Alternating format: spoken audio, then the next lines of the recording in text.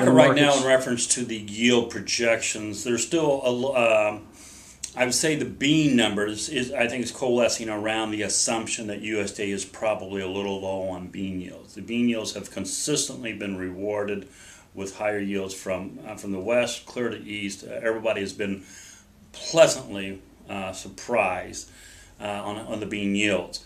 The corn yields are still as variable as ever and kind of hard to pin down.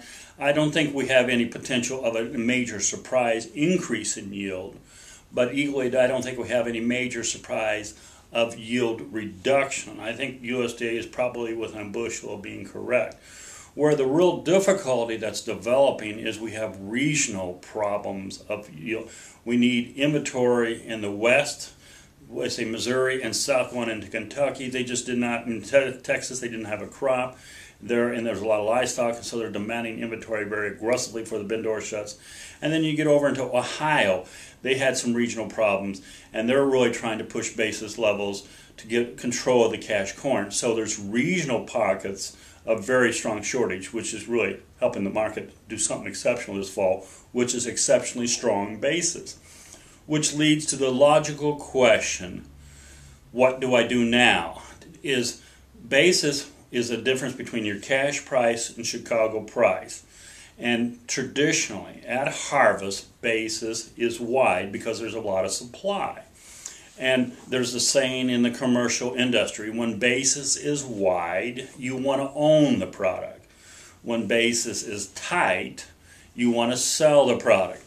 So a lot of the commercial orientation is selling corn right now. They're not wanting to own it, but farmers are getting bullish because it's so good at this time of year, which I have to go back in the history. I'm on the road right now, so I haven't really been able to go back and touch it. But the last time I can even remember even a counter-seasonal move like this during fall, as strong as this, it was 1987.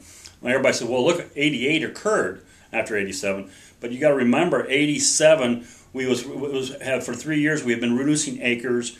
We had got prices cheap enough, and we had a weather event in 88. So you had to have the weather event to make the 88 event occur.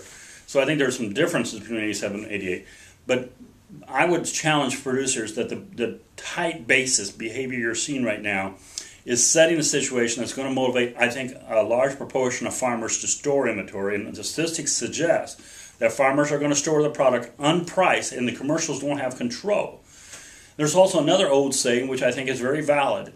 You cannot really have a bull market until the farmers don't have the inventory. You don't have $8 corn because everybody's got in the bin and storing it. You have $8 corn because nobody's got any corn in the bin, and you had a weather problem. So my concern is growing tremendously that when the cash flow sales that you're going to have come out here in Jan, Feb, March, you're going to see the basis widen and the flat price break.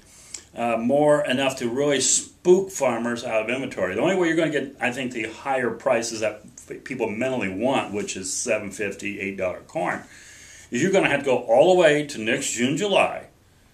You're going to have to get a surprise weather scare market problem. In other words, we're going to have a wet spring, have difficulty getting the crop out, and be challenged not to get the acres, and have a weather pattern like we had this year. We go wet spring, dry summer. Now, if that works, you'll be well rewarded.